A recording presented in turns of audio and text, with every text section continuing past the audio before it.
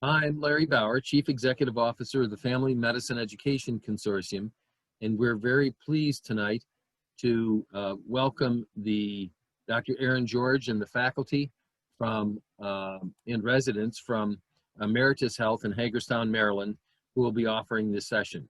Dr. George, I'm turning things over to you. Hey, thanks so much, Larry. I'm Aaron George. I'm a family physician. I'm a board member for the Family Medicine Education Consortium. I'm also a proud faculty member for what is a relatively new program, the Meritus Family Medicine Residency. We're a 300-bed hospital. We're a community-based rural program about an hour west of Baltimore and Washington, D.C. And we've just welcomed actually our second class of residents. Now, interestingly, over the last 2 years, we've actually conducted virtual interviews for some of our process. So we've been thinking about this for a couple of years. And when we realized that there was an awful lot of apprehension with students and applicants around the country, we thought this would be a perfect opportunity 1 week before ERAS drops to share some of the tips and tricks and things that we've learned. And we really want to go behind the scenes and share some of the things that we've been thinking about, and also offer some ideas for you to be successful and ultimately to ace your digital and virtual interviews. So rather than hear me talk for the next 45 minutes, we really believe that family medicine is all about connections. And at a time when some of those connections can be lost because we won't have the in-person interviews, I thought it would be a lot more fun for our faculty and residents to each think of one tip, one trick that they could share with you to introduce themselves. And while they're doing it, they'll show a little bit of what an interview and a background and a talk can look like. So we hope that we're able to role model good virtual interviewing along the way for our workshop. Now the goal is we plan to present a number of tips and tricks over the next 30 to 40 minutes. And then we really want to leave some time for questions and answers and offer any insight that we can for you. So along the way, if you have a burning question, enter it in the chat box. And Dr. Brad Miller, one of our faculty members, will be monitoring that. But also, if you're willing to wait, by the end, we're going to do our best to answer every single question that we can. So we know without a doubt that even in this moment, there's a little bit of extra palpitations going on in your life. There's a little bit of apprehension. And we want to reveal a quick secret to each of you. Every program is a little nervous too. And when we talk to our faculty and friends around the country, everybody's a little bit uncertain about what's going to happen in the next couple of weeks. So with that, you've got your palpitations. We want to make sure that you start by just taking a deep breath. Hi, everyone. I'm Dr. Catherine Figge. I'm the Associate Program Director here at Meritus Family Medicine Residency. So welcome. Tip number 1, take a deep breath. You've worked hard to arrive at this moment in your life. You belong here. Take a deep breath and experience that feeling of belonging. Feel the power of the potential you've worked so hard to create. Allow your mind to be present and aware, and your body to be at ease. Adopt a growth mindset. Meet the next stage of your life with openness and excitement. You may have doubts or feel like you're faking it till you make it. Don't let that distract you from your goals and the beauty of this moment. You can use tools to help you be more present, like mindfulness and positive affirmations. These tools can lower the sympathetic nervous system tone that you especially will notice when you're stressed out or you have performance anxiety. They can really help you on interview day. So I encourage you to use them daily, and especially in the hour before your interview and before your pre-interview dinner. They help solidify a positive mindset and will help you convey confidence and capability. So I want you to say them with me now. Okay, everybody ready? All right, they're right up on your screen. You ready? Okay, we're gonna have like a group Zoom here. All right, first one. I am calm and confident. I am focused and engaged. My first impression will be a positive one.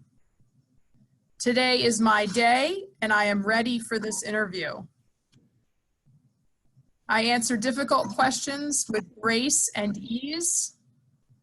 I love residency interviews. My energy is contagious. I am a perfect candidate for this residency. I belong here. Well done. All right, you're already on your way. So without further ado, we'll move on to tip number 2. Thank you so much for that, Dr. Figge. My name is Caleb Lougheed, and I'm one of the first-year residents here at Meritus Family Medicine, class of 2023. And for my tip, I'd just like to discuss planning ahead. Are you somebody who enjoys long walks on the beach, but you're applying to a program in Iowa or Oklahoma? And if so, do you see the conflict there? You want to research the program you're interviewing with ahead of time and see if you can identify what they might want in an applicant and highlight your attributes that play to that on interview day. If it's a new program, be prepared to tell them how you've helped get past projects off the ground and how you helped troubleshoot in the past. If it's a program that values research, be prepared to talk about past research endeavors you've had. If it's a program among many specialties at the residency site, be prepared to let them know you're a great team player that networks well with others. All of that being said, you don't want to go overboard and sell yourself as something you're not. Don't force talking points or lie about what you bring to the table. Do your best to understand the needs of both the program and the area you'd be working in and look for ways to contribute to those efforts. Worst case scenario, and researching the program ahead of time, you might recognize prior to interview day that maybe it wasn't what you thought it was, and you'll either need to adjust expectations or rank it lower than you initially thought you might. The second point I'd like to make is that if it's in your application, be ready to talk about it. If you completed research 5 years ago in undergrad on something you didn't really care about at the time, but thought to yourself, well, this will look good on med school interviews, and then now you're saying to yourself, it'll look good on residency interviews. Just revisit your poster presentation PowerPoint slide if you've got it saved on Google Docs or on your hard drive. Be prepared to talk about it in the event it comes up. On the other end of the spectrum, if you failed a board exam and had to retake it, be prepared to talk about what you learned from the process and how you're ready to tackle the next challenge that comes your way. We're all doctors, so we can tell when somebody is not being a good historian, right? You don't want to be that guy. The final point I'd like to make is that if you're going to be spending 3 or more years with a group of people, take the time to read about them on the website beforehand. Every residency program gives you a gold mine of information on their websites. You don't want to just skim the first page. You want to dig deep and learn about the faculty and, if you've got time, the residents who are there. This is particularly important this year when we can't get the audition rotations in like you normally like to do before interview day. This will prevent you from looking silly on an interview when you talk about a subject you think you're an expert on, when in reality you're sitting across the table from an expert. I'll never forget listening to another applicant try to backtrack on a comment that he had made to a program director about a patient group that he thought he knew all about, but she had actually worked with for years and obviously knew more about. Reading ahead of time on the faculty also gives you the opportunity to flatter the faculty member while also displaying humility. Think about how good it would come off if you love OB, think you know your stuff on it, but instead immediately talking yourself up, which you should absolutely do if you are confident in a particular field, you started with, well, you know, I saw from your bio on the website that you spent X years working as a family doc in the middle of nowhere, where I saw that you had to deliver your own babies, you know your stuff. So, you know, I recognize that I'm not as skilled in this as you are yet, but from what I've seen, I've learned, you know, X. In that moment, you're not only demonstrating your own knowledge, but you're showing interest in the program and in the faculty member, and you're demonstrating that you'd be somebody who's teachable. It's a huge win on interview day because you just made yourself that much more memorable to the particular interviewer. Alternatively, researching the faculty might allow you to ask specific questions about their experiences at the end of the interview time, which will also be memorable to the interviewer. At this time, we'll go to tip 3.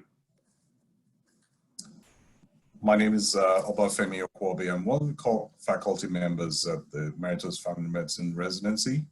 welcome you all to this discussion tonight.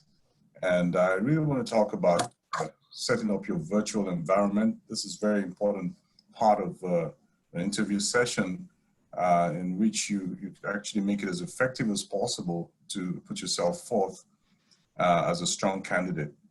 Most of this is within your control, and some of the things you might not be able to control. If you find yourself in a place where you don't have all the equipment or your background, the background scene might be something you can't control. You want to verbalize this in the beginning of the interview session. You have to, first things first, you want to make sure your technology is working well. And make sure your computer is working well, you have reliable internet access, and also make sure you have adequate lighting with appropriate height of the chair to the camera, so your eyes can look directly into the camera. And so people actually look for the non-verbal cues and your facial expression. So you want to make sure you have adequate lighting for people to see that. Try to acquire interruption-free space, a place where the quiet space where people will not come in and disturb you during the process. This is very important. And also you want to set up your background scene and minimize distractions. If you're going to use an office space, some people have a heavily cluttered office space which you want to clean out and make sure that it looks professional behind you. And also if you're in a space where you have some scenes behind you that have some distracting objects, you want to verbalize this in the beginning. If you have kids that might be coming in, that you're in a space where you cannot really avoid that happening, you want to bring that up in the beginning so that people are aware of that. And so it's all dealt with in the beginning. Make eye contact and also show that you're engaged. Also nod to what has been said. So the interviewer knows that you're really engaged in what has been said to you, and you're listening. Have the pen and paper ready to jot things down, and it shows that you're actually very serious about what the interview session that you have. Try not to eat or drink or even chew gum. It comes across in a very non-professional way. You can actually have a glass of water if you're talking for a long period of time, and that's okay. But one thing I would say is to try to record yourself before the interview session, so that you can actually see what you look like and hear what you sound like before the interview session. But record the actual interview session. Always look professional. When you actually come in for an in-person interview, you dress well, you dress professionally. Let it be the same way with the virtual interview session. And this tells people that you are actually very serious about the residency interview that you're interviewing for. There are some scenes that will come now that will tell you how things can go wrong sometimes. Yeah, Dr. Okubi, you certainly don't want to be caught with your pants down. And I would say that tips 2 and 3 really go hand in hand. If you plan and if you set up your virtual environment, then you're ready. You've practiced. This is all about practice. It's about getting feedback from those around us when we're doing Zoom calls with family and friends. You're going to call mom. Why not practice an interview? Why not say, hey, how does this look? Is my Captain America figure here cool? Is that okay? Or are they going to think it's weird? Should I hang a white coat up conveniently and hope that makes me look professional and put a couple books behind me? I don't know. But if I run it by mom, maybe she'll be able to help. When I listen to you, Dr. Okubi, one of the things that goes through my mind is I bet that there are people on this call that say, this is easy. I know all these things. Of course, I'm going to look at my lighting. And of course, I'm going to set everything up. And I guarantee that every last one of us is professional and we put in the work. And so these easy things sound simple. And the fact that you're here on this call shows each of us that you're prepared. You're trying to figure this out. But even the most prepared, the most professional still get caught with their pants down every once in a while. Maybe some of you saw earlier this year, even Superman's son on the right side, Will Reeves, showed up on Good Morning America less than his best dressed. And so I'm not expecting anyone in this call to be doing that, but know that practice makes perfect, awareness makes perfect. You got to plan ahead. And Dr. Okawibi had talked a little bit about interruptions. Maybe some of you saw earlier last year as well, a BBC newsreel where this was an international interviewer with a BBC news anchor. Someone's walking in the background, and she looks pretty happy. And the interviewer catches it. I'm going to push her away and pretend like it's not happening. I'm going to ignore and somebody else is coming in the room behind her, and you can see the look on his face. And then there's mom, who is horrified, and you can just look and see this image on his face of, oh my God, what happened? Now, the interesting thing that happened there is he tried not to acknowledge it, right? So did you notice that he played it off? You can see mom closing the door here. He tried to play it off. He tried to pretend like he was continuing to go. And I want to give everybody on this call permission to acknowledge when you don't have a perfect setup, okay? So no one expects you to have a high definition camera and a multi-tiered lighting system. No one expects you to have everything perfect. We're family doctors. We know that you have family members or you have pets. So just be honest about it, be earnest about it. If you have a bad background, if you've got something distracting, just acknowledge it. And I'd say at the start of your interview, say, hey, I know this may look a little bit distracting, but this is the best place that I could meet for this, and I hope you understand. Or my camera I know is a little bit fuzzy, it's the most that I can afford. And no one's gonna fault you for it. But you don't want the kid that's coming in the room for you to pretend like you don't see it. Call it out, own it, and then it's no longer a distraction. So when it comes to this, you've planned, you've prepared, you're ready to go.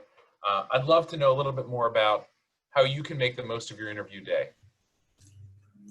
Well, I would love to talk about that. My name's Tomi Sariki. I'm one of the current interns at Meritus Family Medicine, originally from Dallas, Texas. Thank you all for joining. I'm happy you're all here. I just want to talk about how to make the most out of your interview day. I think this is probably one of the most important aspects of interview season this year, especially because we're all going virtual. So I think the first thing you want to do is have a mindset where you approach everything like it's an in-person interview. You're going to probably have a few pre-interview meetings and events and talk to residents with faculty, talk to residents without faculty. You just want to make sure that you don't lose that level of professionalism. Just pretend you're in person. The second thing I would say is you also want to make sure you start out strong and have a really good introduction. So you want to be able to let people put a face to your name. Make sure you introduce yourself appropriately, introduce yourself to as many people as you can, acknowledge your fellow applicants as well. And you also want to be present, be engaged, and most importantly, be yourself. With virtual anything, it's very easy to even get distracted yourself. You have your phone, it's easy to kind of browse with other things that are open. You want to make sure that you're looking in the camera and everyone else can recognize that you are present and you're attentive and you want to be there. So you want to make sure that you do that. You also want to stand out. But in an attempt to stand out, you also don't want to monopolize or dominate a situation. Sometimes it's easy to get very verbose on these platforms. Everyone has a lot that they want to say, a lot of information about themselves that they want to give, but you also want to be respectful of all the other individuals who are present in the forum. You want to give others time to talk, so just try and keep your responses concise. You want to be remembered for the good things. You don't want to be remembered for those things that are negative, as that person who just really talked the whole time and didn't allow other people to interact. So just keep that in mind.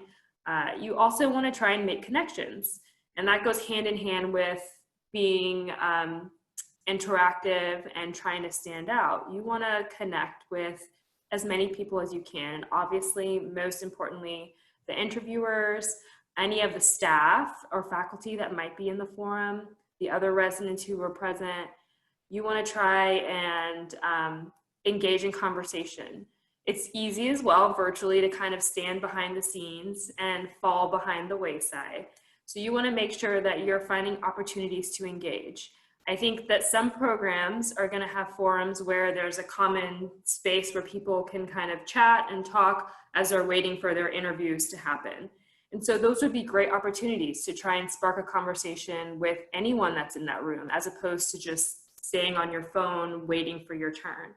Because one, you never know what kind of connections you'll make with people. You never know what common interests that you may have. And those are things that you can use to get a sense for what the people in that program are like. It's so hard nowadays with this entire platform to get a good sense of the programs, because you don't get to go in person. You can't really go off of your feelings. Like I picked Meritus Family Medicine because when I visited, the vibes were great. And I tell people all the time that that was one of the things that really drew me to this program. And sometimes you walk away and people are like, well, how did it go? And you're like, it went really well. Like I liked all the, nuances about the program, but it just felt right? So, and once you start interviewing, you'll kind of understand what that means. And I think a little bit of that is taken away by having these virtual interviews and not being able to go in person. So I think you really want to make sure that you use these virtual opportunities to ask as many questions and get as much of a picture of what the program is like. And on the same note of questions, you want to take notes during the virtual interview, mostly for yourself, honestly, because you're going to go through so many different interview opportunities. You're going to see so many different programs, talk to so many different people, that if you keep a log of some of the things you liked about programs, the things you were concerned about or you were unsure about, or questions you had that didn't get answered, you can always go back and look at those things when it's time to rank. And that was something that I did that I found was extremely, extremely helpful. It's very easy to think, even the programs you love, that you will remember everything you loved about it, but you'd be surprised after a couple months how much you forget. So I highly recommend taking notes. And again, like I said, if you have questions that you weren't able to get answered during the interview time, you could always reach out to the program afterwards and ask those questions. And most importantly, you want to use this opportunity to ask questions, but you want to ask the right questions. And again, this goes along with my focus and just emphasizing using this as an opportunity to get a feel for what this program or what the programs are like, what they offer, what they can offer you, and then also what you can offer the program, whether your interests align.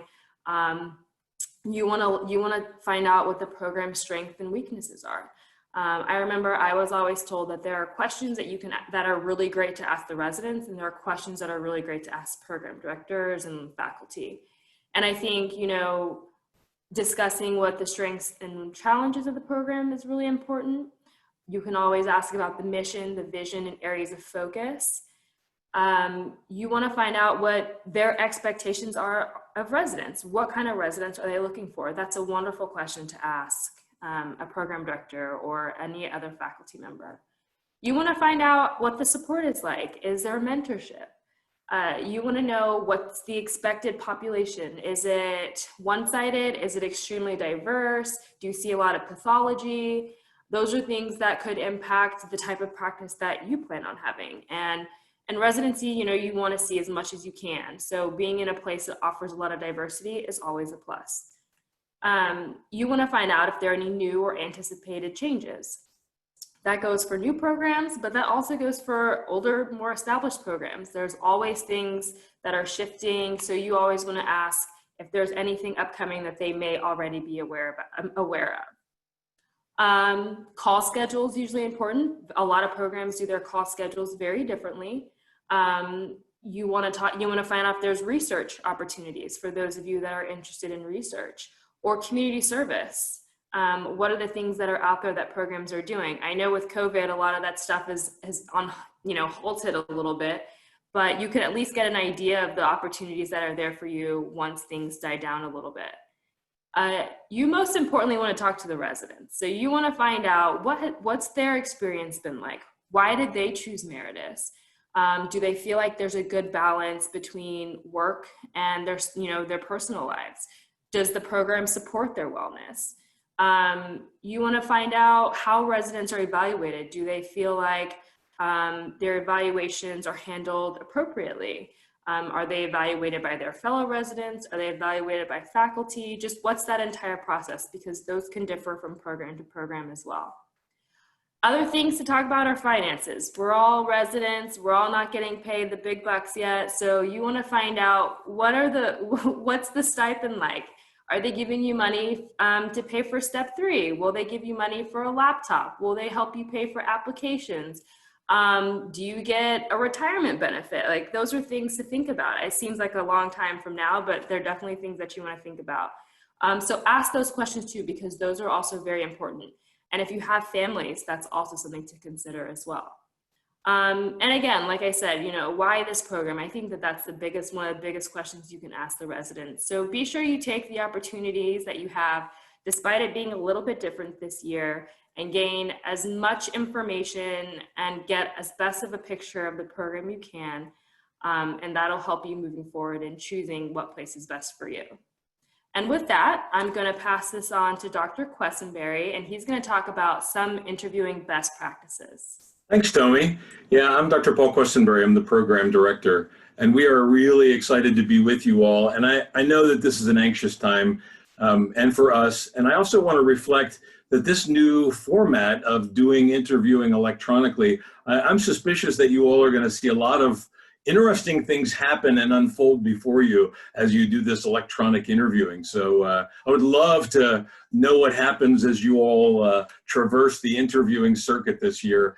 In thinking about the things that Tommy and Caleb have shared, thanks very much for that. The idea about questions, the American Academy of Family Physicians on their website has a list of residency interviewing tips, questions you should ask, and that it's a really good one. One of the questions that we get asked, I would say probably more than anything, is what are you looking for in a resident?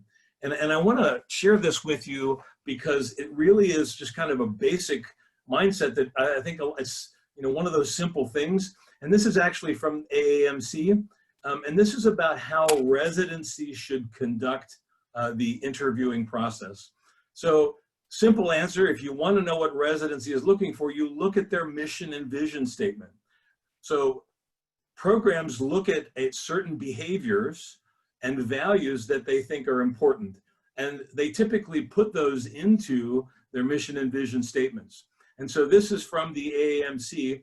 And if you look at the diagram on the left there, you identify key competencies that you feel like are necessary for residents to have, and that would make them successful in the program. And you figure out questions that would lead the interviewees to discuss circumstances that would, challenge them to talk about those areas of competency. And so that's what programs are going to do, you all. They're going to ask you about what's called behavior-based interviewing. So what are the things, do you have the competencies that they consider important? So once again, this is really, really important to think about. So just be ready to relate in this last pointer right there. Be ready to relate about your personal reflections, stories from your past about how you would embody those qualities, because that's really, really, really important. And on my next slide, I talk a little bit about, as you think about winding down an interview, so how do you do that well? Well, a couple of things to think about is in asking good questions and looking at a program, you're going to have looked really carefully at the demographics of a program. You're going to have looked at the faculty and connecting with them personally, like, hey, Quessenberry, I thought you heard that you played soccer, or, I played soccer, or, I see that Hagerstown, there's a lot of Civil War history here in this county, and, relating something personally can be a good way to finish up a discussion, but it involves asking people and connecting on a personal basis. It's a great way to kind of relate and give them something to remember you by. It is really a great way to post. And the other thing to do, instead of rumbling through your notebook, post your questions up on your computer with a little Post-it note. Make sure you're ready to go with those kind of questions that can be ready to to give them the good thing. And with regard to closing up the conversation, be ready to watch the body language. That's that next point there. Read important cues. You know, sometimes we're going to give 20 minutes for interviews in our program. And I will tell you, sometimes it goes quick, but sometimes 18, 17, 15 minutes comes and we've really covered the issues and we're winding down, and it's important to sense important clues. So if a person that is interviewing you gives you the indication that, hey, we're done, it's okay to close off a little early and say, hey, it was really nice talking to you. And it's okay to say, well, I really appreciate your time. And oftentimes the concluding remark is going to be, hey, do you have any more questions for me? So when you hear that clue or that question, you know that the interview is probably concluding their interviewing session. And then what you really want to avoid is my next picture is, if you see this, you know you got a problem, guys, okay? You want to avoid that situation on the other end of the camera. And on my next slide, talking a little bit about, I think the most important thing about an interview is knowing yourself. And it's surprising to me how many times people don't know themselves and they don't remember what they've put in their history, and they may not think that we've talked to each other. So if there's a hole in the paperwork or your package that you brought, and you presented a story in your personal statement, and you tell that same story to everybody, that is not a good thing to do. Don't retell that same story to everyone. And if you have something there in your personal statement or in your portfolio that is a gap in your education, that as a problem, be ready to be real about sharing that story. I find it very frustrating sometimes when people cannot be self-deprecating or be real enough to say, hey, there's a problem here and here's what happened. I would also encourage you to avoid using buzzwords and say, oh yeah, I'm a team player, and to use those buzzwords again and again. Some people do the strength as weakness thing. Instead of being able to be self-deprecating, they'll say, oh, I just want to give too much. Avoid using those buzzwords and, you know, be able to be real about where your struggles are. I would really, really encourage you to do that. And the final thing, as you're winding down, be ready to say thank you. As we have built a residency program, I've realized that this hospital system has put millions of dollars and thousands of man hours into building a residency. So I know that in the application process and education process, each of you has put thousands of hours into your education. Programs invest a lot in those sites, and they make a lot of effort, and they want to bring people there who are going to work hard. So go into your interview with a sense of gratitude, and make sure that you say that and express that as you're closing up. Be thankful. One caveat with that is, don't send your application again and again and again to a program director or to this faculty at a site. My encouragement would be, if you're going to send a note, do that, but don't send your program or director and those folks again and again. But close your time with gratitude. And on to Brad. Thank you, Dr. Questenberry. I'm going to use the advice we've already learned tonight, and behind me outside this hallway is an industrial vacuum cleaner running. And so if you hear that, I apologize ahead of time. I will try to speak over it. Currently it's not loud, but it did happen. So, so I'm letting you know before we start. Yes, the interview is not over. The interview process certainly isn't over when the interview is over. There's a lot more things to do. And so how do you sort of get ready for the next stage after you've had your interview and interviews?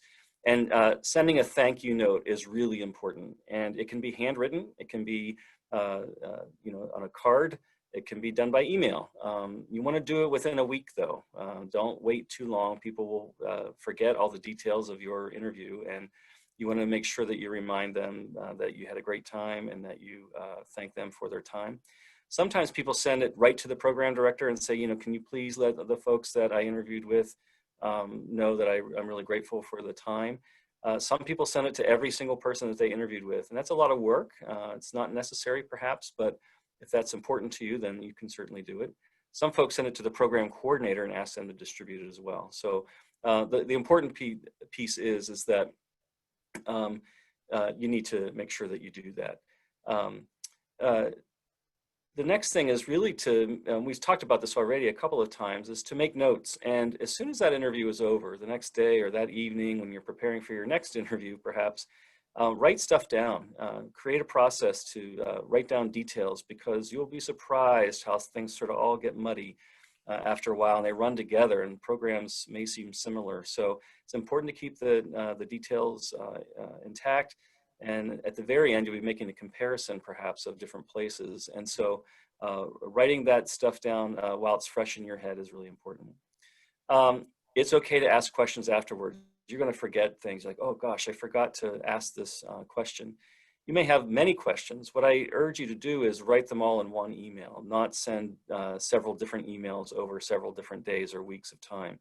Also, one of the things is don't try to compare other programs, their features in a question. So for instance, I got a question one time from an applicant that said, you know, your program, this is not this program, but the program I was at the time said, you know, your program has a lot more call than other programs. Is that going to change, or do you think you'll make that change in the future? And that's probably not a good way to ask that question. You might just ask if there's going to be any changes that they foresee in the future, in particular the call schedule. And it's okay to ask that type of question, but don't compare it to other programs. You're going to get emails from programs after the interview as well, thanking you for your time. And you're going to send emails to programs too. So don't be afraid to respond to those. Don't be afraid to send emails to the programs, but you want to watch the volume of those. You don't want to keep hounding them about things. They are getting as much email as you are, and so just be careful of that volume. You're probably going to get invited to second look events, and those this year could be virtual, which is great. They also could be in person. Some programs are doing those. You can choose to go to the in-person ones, but you may want to ask how they're handling the COVID-19. What are the precautions there? It's okay to decline going to an in-person one. People have very busy schedules, and it costs a lot of money to travel and all those types of things. And if you're just worried about getting exposed to COVID-19, that's okay too. You can decline it. If you do get a virtual invite though for a second look, you might want to really try to do that if you like the program. It's important, and that would be a relatively easier thing to accommodate perhaps than going in person. You'll get an email towards the end from the programs likely that will say, hey, we're still interested in you. Hope you're doing well. We're going to put you on our match list. The programs can tell you where they're going to put you, and you can tell them where you were going to place them. You don't have to do that though. They cannot ask you, and you cannot ask them where they're placing you on their match list, but you can certainly provide that information. If you really like a program and they're your first choice, tell them that. And just don't be reactive to the response you might get. So if you send emails to the program saying, you're my #1 spot, I really want to come there, and they write back, say, thank you so much for your continued interest in our program. You know, we would love to see you next year. Best of luck in the match. That doesn't mean that you're not on their match list. It just means that they're being careful about how they disclose that information. Sometimes a program can come back and say, that's great, we really like you too, and you know what, you're going to be on our top of our match list. They can disclose that if they want to, but don't expect that necessarily as the answer to the email that you send. And then, you know, when it's all over, this is an exhausting process, and you're very anxious about it, and you want to get into the program, and you're going to get into a program. Most people do get into the top programs, or top few programs that they list. And so just make out your list, do your comparison, put it all together, send the list in, and just really take time to relax. It's important to also, you know, have some wellness and fill yourself up again. You've worked really hard for this moment, and it's here, and you deserve to take some time off and really relax and get yourself recharged after you send that list in and after you're done with interview season. So treat yourself to that. And then a couple of odds and ends here. You know, you came to this program tonight. Other programs are available all over the place, and you may be going to different recruitment events online. And so if you're going to do that, make sure that you're always professional. You might see programs sponsoring different recruitment events in many different times. And so you might get to know some of the people at the program. And so just be careful about being too casual or informal if you do start to get to know them. You're not being formally interviewed, but you know, programs notice when you might, you know, sort of slack off a little bit and not be as engaging, or just seem a little bit too familiar and casual with them. Just be careful of that. Not talking during a big group event is totally fine, but looking bored is not okay. And so it's important to, you know, keep your posture good, keep yourself engaged, looking at the camera, and you know, maintaining a look that you're engaged in the process. If it's an event like tonight and you have to go out, you can just let people know via chat. It's okay to leave those types of programs. You don't have to stay in the room. Even if you're the only person in the chat room, it's okay to say, you know, I have to go visit other programs now, and exit gracefully. If you leave, you can leave your information about your contact information on the chat box or anywhere else that they want it to be. And then finally, review those social media accounts. Make sure that you don't have photographs or information in there that is going to be self-deprecating, because programs look at them, and I'm sure you look at the program's social media accounts as well. And so please clean those up. As a professional, you need to have professional social media accounts at this point. So just giving a word of caution about that.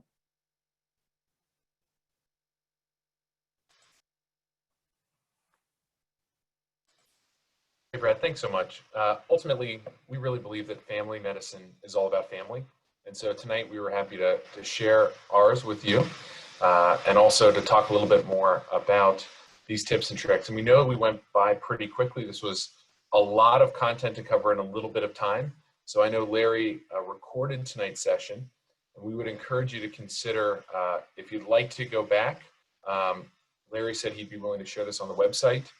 So if there was a slide that you just missed, or you want to go back and look at all those questions that Tommy shared one by one, so you can have them right next to your computer screen, like Paul mentioned, Larry is going to host this on the FMEC website. Watch it again. Please share it with your friends. We really want to get the word out. We want to allay as much uncertainty and anxiety about the virtual interview process as possible. We want everyone to find their homes, and we're looking for the next members of our family. We're excited to welcome our first class that will fill our 18. We're a 666 program, and so we're looking to fill the rest of our family here too. With the time that we have left, I wanted to turn to some open question and answer. So for the next couple of minutes, we're going to go through the chat box, and if you have any further questions, we're all going to stay on, and we're happy to offer any insight or response that we can. One question was, can the PowerPoint also be posted, Larry? So we will send the the PowerPoint's embedded in the recording. Right. We can also post the PowerPoint as a standalone. It's quite honestly, I think you guys have done a great job presenting, and I think the real value for those who perhaps hadn't participated in tonight's call will be to hear the words you used and the explanations along with the PowerPoint, but we can certainly post the PowerPoint also. There's a question there about, there's a question, oh, I'm sorry, Brett, about wearing a suit, about what you wear. I would really encourage you to dress for your interview like you would dress for an interview in person. There's interesting, I actually downloaded the PowerPoints, or I should say PowerPoints, the information from Amazon and Microsoft. And interesting, there's actually some evidence that the way you dress actually helps with the way you feel. So dressing the part helps you feel the part. So there's some evidence that dressing the part helps you feel the part. So I would say, yes, dress the part. Question was, in terms of taking notes, should we wait until after the interview to write them down? I think that you could my personal opinion is you could write them right during the interview, because you want to make sure you get your point across. And if it seems like a long, say, let me just write this down for a second so I can take a note. It's okay to let they will see you looking towards the notepad or whatever, but it's okay to also say, I just want to take a few notes here, just to be open about that. There's a question from Jordan about taking a break in your education and other things like that. Jordan, I really appreciate your question. I would just really encourage you, if there's something that happened personally or with your family, I would suggest that in family medicine, we care very much about our residents, and we want to know their stories. We actually, as a program, very much are interested in sharing stories. So I think knowing your story and knowing that you took a break because there was an illness in your family, or you had some financial struggles and you needed to take some time off to make some money to go, I think those things are actually real positives. Being able to say, hey, life is real. Life dealt me some lemons, so I had to make lemonade out of it. I think it's really important to be real about those things in your story. Be real about it and be ready to have a good answer.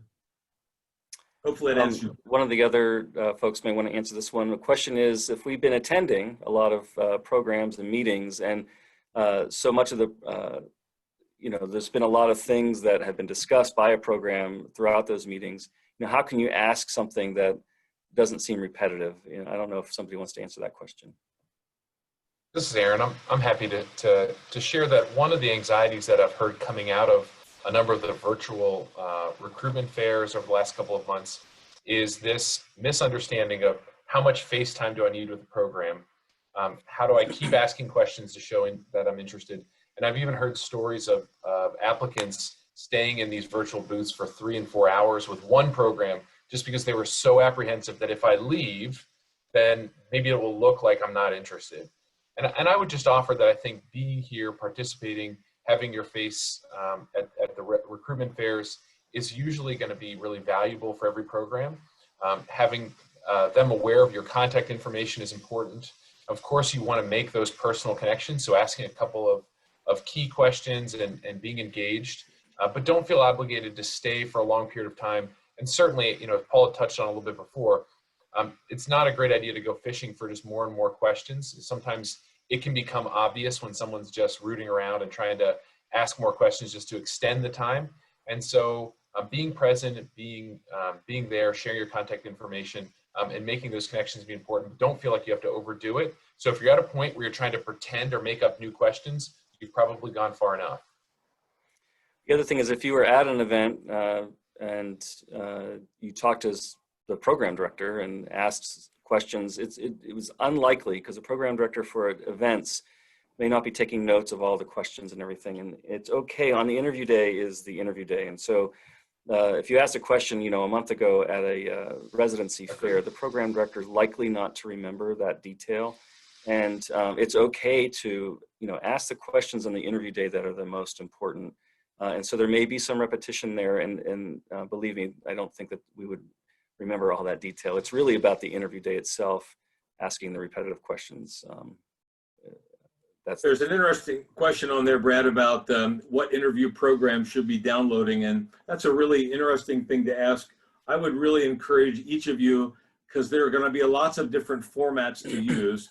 It is very appropriate in this new format to ask about, hey, what format are we going to be using? Making sure you have it downloaded, days ahead of time, that you've test driven it, that it works, even put somebody on the other end of it if you can, and to test drive it, and to make sure by contacting the program coordinator, hey, I want to make sure that this works.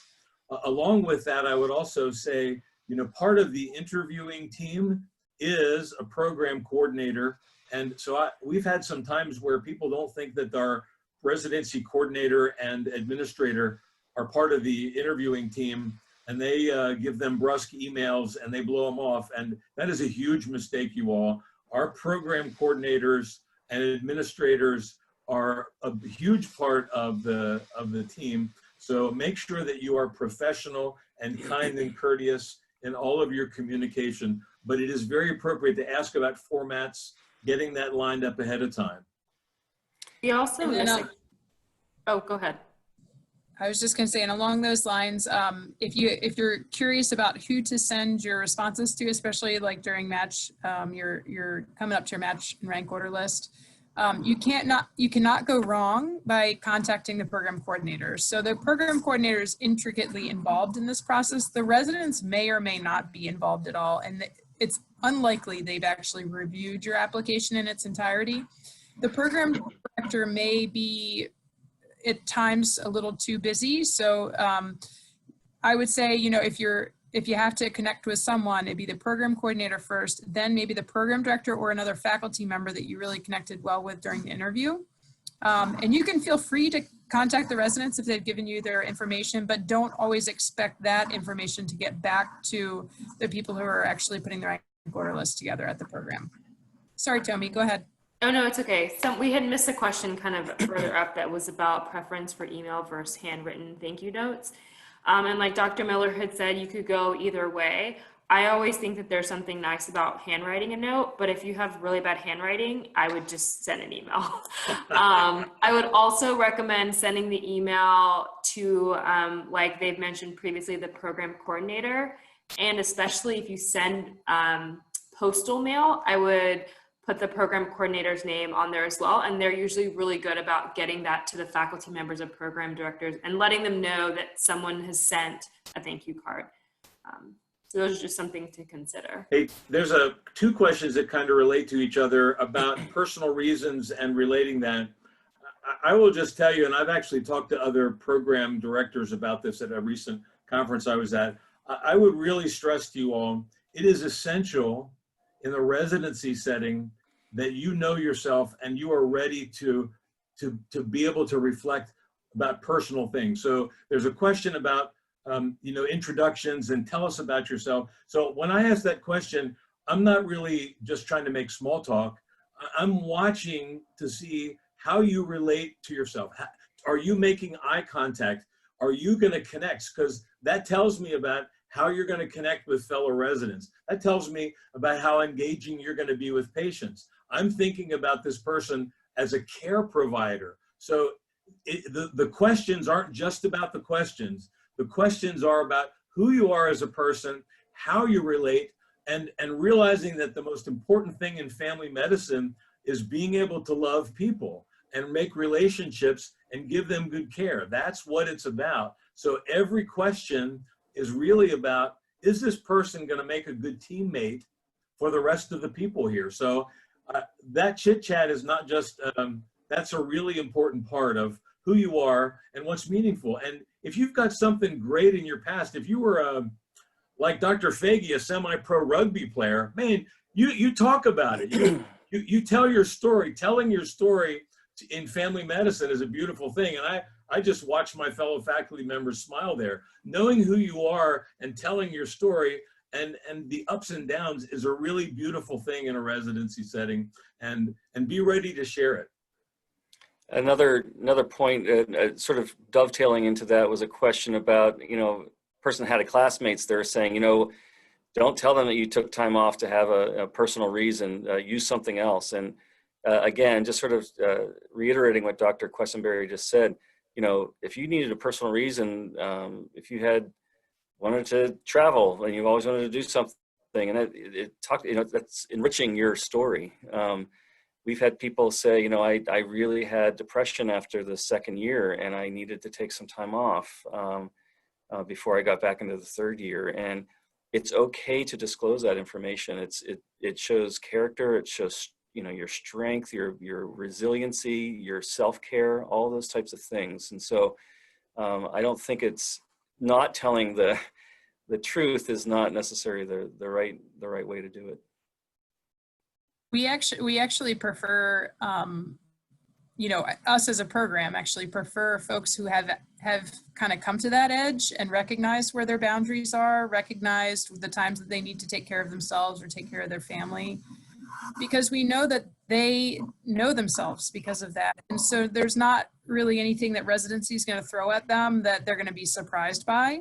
Sometimes we get more concerned when someone actually really has not been tested or confronted with some of those hard decisions, and then it is a relative unknown. How will this person handle adversity?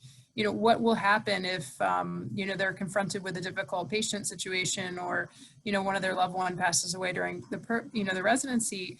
Watching them struggle with that, you know, if they need to take time off, they need to take time off. That's okay. You know, we're here to support them. But when you watch somebody really struggle through that process because they just don't know what to do, that's actually one of the more painful things. And so I think most programs would say, yeah, we like folks that maybe have confronted some of these tough decisions and figured out where they stand with them. So like Dr. Miller and Dr. Q have said, you know, just be honest with yourself, and it's going to come across as a part of your interview. And, you know, we're family docs, so we try to be pretty good about, you know, making those connections and understanding whether what you're talking about is real or not. So good questions, guys. Tony, you might want to answer this one. Can you talked about having a strong introduction. Can you give an example of a strong introduction? Yeah, sure. So I would say, so let's say it was me, right? And I got into the forum. I would say, hello, my name is Tomi Sariki. Speaking clearly, say your full name. I would say where you're from. I'm from Dallas, Texas. I'm really happy to be here. I'm looking forward to everything that I'll learn today. You know, like just speak clearly, say your name. I think giving a location kind of puts a tag on you, so people are seeing your face, they know your name, and they're like, oh, that's that girl from Dallas, right? And your energy is good. You don't want to sit there and just be like, hi, I'm Tomi.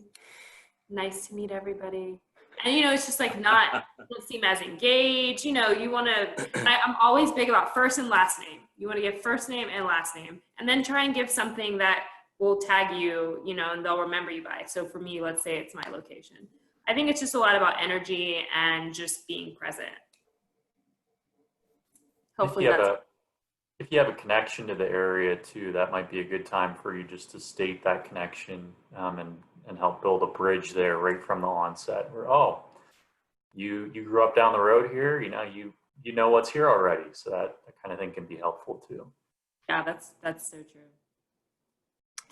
One of you might want to answer this. Should we try to keep our answers to the primary questions, i.e.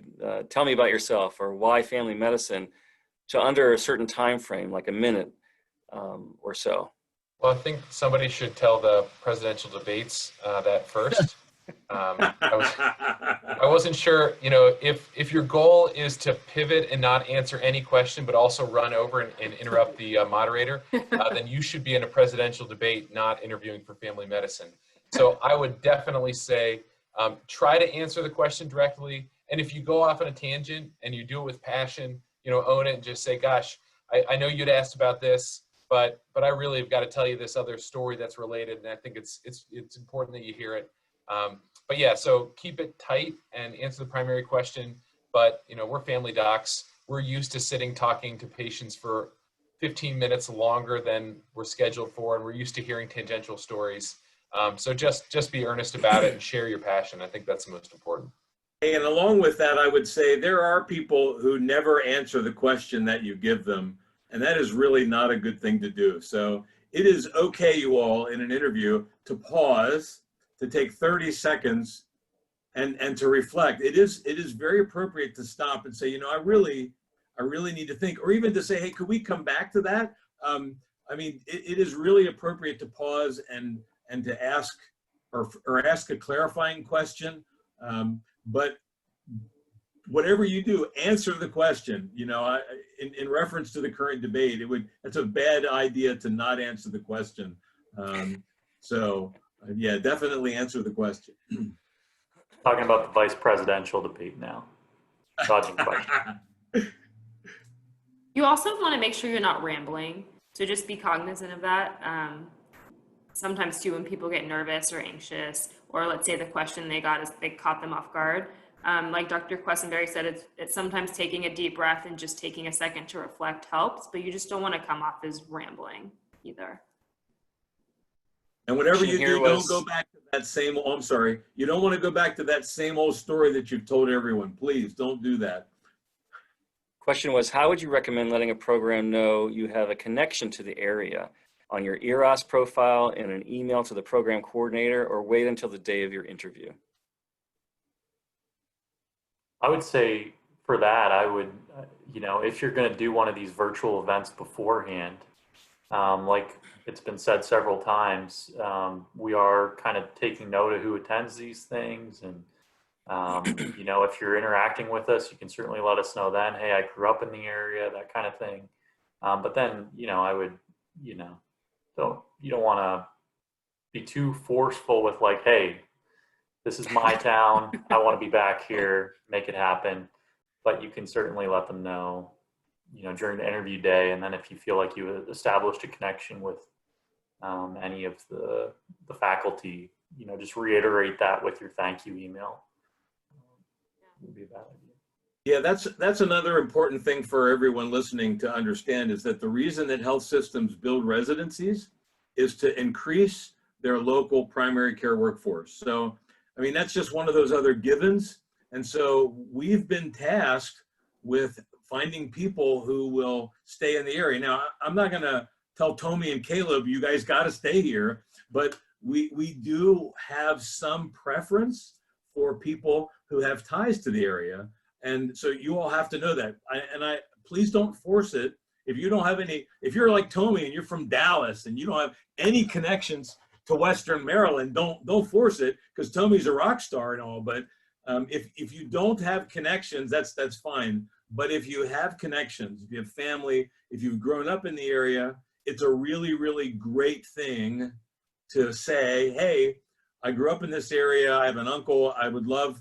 The other thing to emphasize, if the program's a rural program, that you're interested in a rural setting, because there's some interesting studies about connections to urban settings. If you grew up in an urban setting, you tend to practice in an urban setting, and rural tends to practice in rural. So if you have those connections, those are interesting things or important things to point out. Yeah, and I think too, in that same right, you can always, if you don't have a connection to a program as far as location is concerned, find what it is this program has that you are connected to, or that you can find a connection with. So for instance, I'm not from Western Maryland. I didn't grow up in a rural area, but I felt like being in this environment, because it was so rural, would offer me a lot of diversity in patient population and a good chance to see a lot of pathology. So yes, it's different than what I'm used to. And yes, I may leave and I may not be here. Maybe I'll stay, or maybe I'll end up in an environment like this. But my connection was just that I felt like this would be a great place for me because this population offers me this. So you can always just find a connection and emphasize that too. And I also wanted to make a comment about something Dr. Miller had said about expressing interest to programs, telling them that you're their number one. Just don't get trapped. Like he said, when a program tells you that, oh, we love you, and maybe hints that they really like you and they're most likely going to pick you, don't base your rank list decisions on any of that, because you just really never know. And there have been people that I know personally who have made that mistake and unfortunately got burned. And so just keep that in mind when you're making your rank list. Just make it solely based off how you feel about these programs and not so much of maybe the more positive feedback you got after your interview.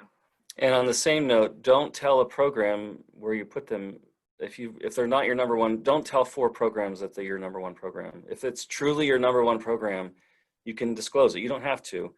And it doesn't affect the program very much if you tell them the number anyway, but don't tell 4 programs that they're number one. That's not appropriate. And so we also get burned on the other side. It can, we all have to be honest about that. So thanks for bringing that up, Tommy. Here's a question. How do we go about asking questions that may already be answered on the website so that we're both informed but engaged during the interviews? Yeah, that's a good question, Tricia. It's just like when you're taking your boards, right? There's secondary and tertiary questions, right? So there's the given. And so this might be you mentioned the website that, you have a large Hispanic population and a great opportunity to utilize medical Spanish. How would you recommend someone like me who, I don't have any Spanish speaking skills, but I'm really interested in learning medical Spanish? Like, what would you recommend? Would you recommend a I take a crash course in the week, the week or two before residency? Would you recommend I go and do an elective in a Spanish-speaking country? What would your, so you can defer to the fact that this information is on the website. It actually shows the program that you've done your homework, but then you can ask a secondary or tertiary question related to it. And those are the really interesting ones. And meanwhile, you get a lot of really good information out of it, so. Hey, a little comment on that too, I would add. Tricia, if you're having to think about questions and try not to repeat yourself, it might be good for you to sit down with an advisor or a family doc in your area and just ask them about practice and residency and think about it a little bit. If you have to go that deep or to think of questions, it might be good just to find a mentor who can guide you a little bit in that. I don't know if that's available to you, but thinking about questions, and once again, one of the things I said was knowing yourself and what you need. So if you have the opportunity, think about what you need. What's important to you? What's important to you in practice? And so think about your practice and what your skills you're going to need for your practice and how that residency is going to prepare you for that. And that's the stuff you're going to ask for questions. Values, what are your core values? What's important to you as a person? Is that residency program going to help you with those values? There's a lot of important things to think about asking that you could get from a mentor that might be helpful. And maybe I've just been through the road too much, down the road too much, that this comes second nature to me. But those would be the kind of things that I would think of digging into to ask good questions. I've also asked, I turned the question on to my interviewer and asked, like, what brought you to Meritus, for instance? Because that sometimes also creates a conversation that just flows, and it could be really about anything. You can take the conversation anywhere. That's also like a kind of little, if you do get stuck, you can always just say, what is it that you love about Meritus Medical Center, So a couple of related questions here. I'm just going to say them all, and then we can sort of package it together. Can you please talk more about how to best answer situational behavior questions? It was mentioned to not keep rehashing the same stories to everyone, but if you have a specific moment that's unique and significant to your journey, how do you point it out without being redundant? And you asked us to own our past during the interview, but how much we talk about our future interests during the interviews, such as passionate about OB deliveries, research, community service, you want to do inpatient work. Is there a way to answer those three questions? They're sort of related. Yes. So I would say, with the situational behavioral questions, stick to your ethical pillars, right? So if you're somebody who values integrity or honesty or loyalty, work that in. I've always been somebody who puts loyalty first and then, go from there.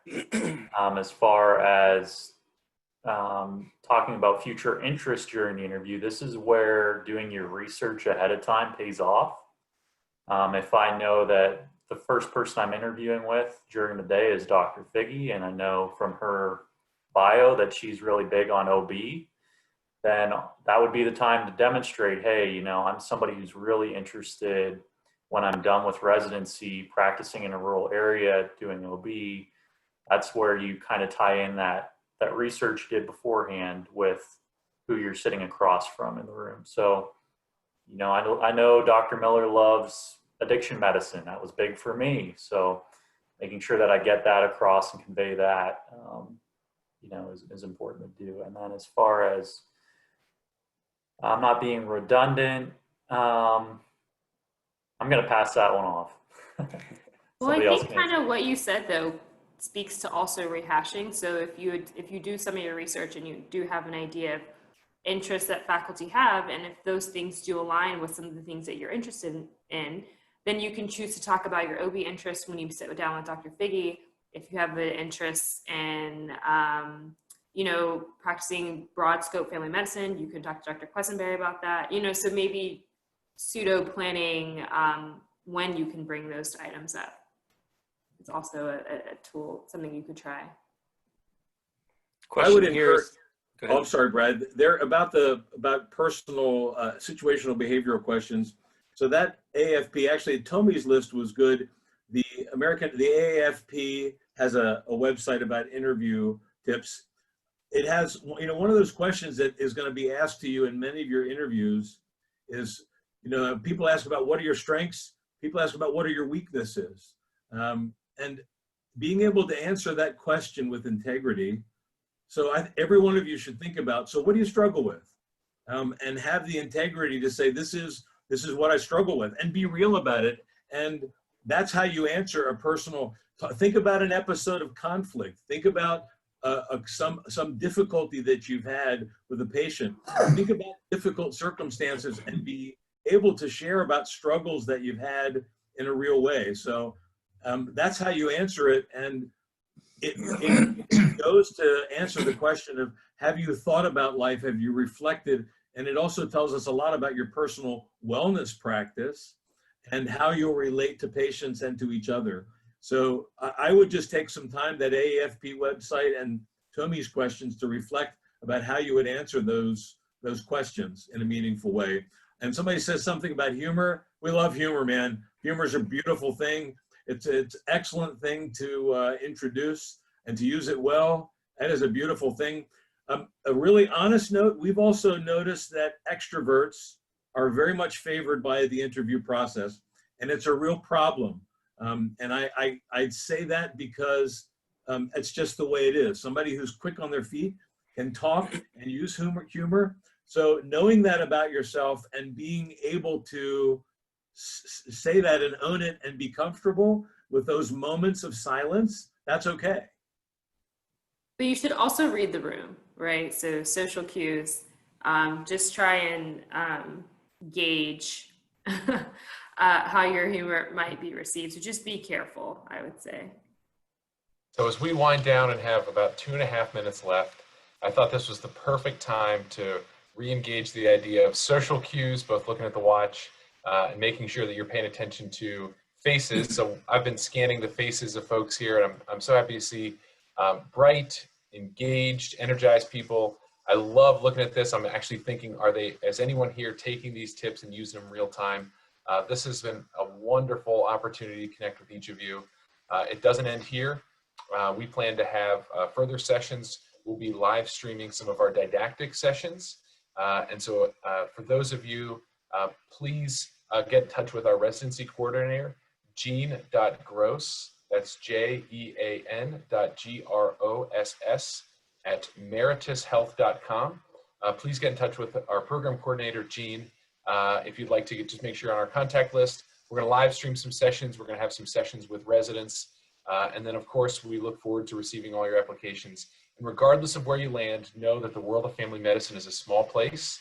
And I guarantee that in 5 to 10 years, if you looked tonight, you will bump into somebody at a conference or a meeting, or surprisingly at a department meeting somewhere that was on this call. So I look forward to seeing you all again very soon. So thank you from the Meritus Health Family Team and the Family Medicine Education Consortium. And Aaron, did you tell anybody who we don't have their email, leave their email address if we don't have it? If you want to. That's a very good point. Yes.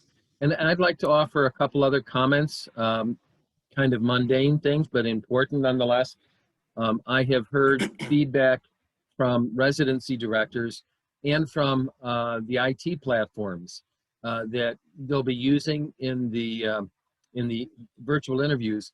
Things work better when you have a laptop with a video camera in it and you're not trying to talk off your cell phone. It's very difficult to pull that off well. So I would recommend that you have a laptop with a video camera.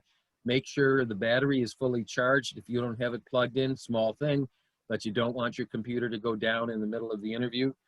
Also, make sure you've done any software updates ahead of time, because every now and then the software update message pops up in the middle of your screen and can just throw things off. So you can have all that kind of stuff done ahead of time. So I want to thank the Dr. Quisenberry, Dr. George, the rest of the Meritus team, and I want to thank everyone who joined with us tonight. We had about 75 to 80 people throughout the evening. We will be sending this recording once it's been rendered So it'll probably be early next week. We'll send it out to everyone who registered for the FMEC annual meeting, and obviously to everyone who's providing their emails here this evening. So I think we'll bring things to a close. Thank you very much. I hope everyone has a great evening. Thank you, Larry. Thank you.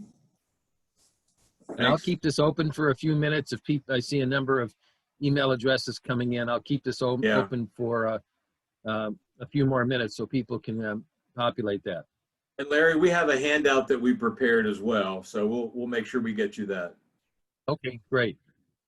Great. Thank you, Team Meritus. Thanks for giving us this opportunity, Larry. Did I really hear right? Professional rugby? Yes. Wow, Yeah, DC Furies. very cool. And musicians as well.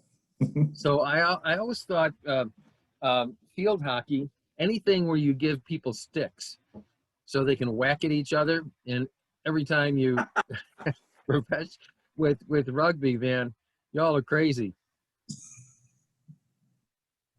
That's right. Femi, you were, you weren't one winger. Were you a flanker? In with rugby? No, I actually didn't play rugby. I'm more of a musician outside of medicine. So I played soccer. I played soccer in high school and college. So, yeah. good That's stuff. civilized. That's civilized. We have, if you're a bass player, you'd be a natural in here too, because we have multiple bass players, so. Very cool.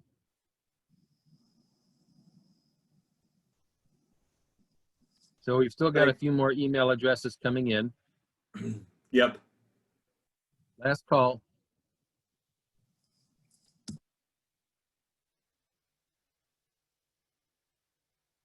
Okay, Thanks, I'm not seeing everyone. any more coming in. I think we're all done. Thank you, everyone. Yep. Thank you, Larry. Thanks, team. Okay.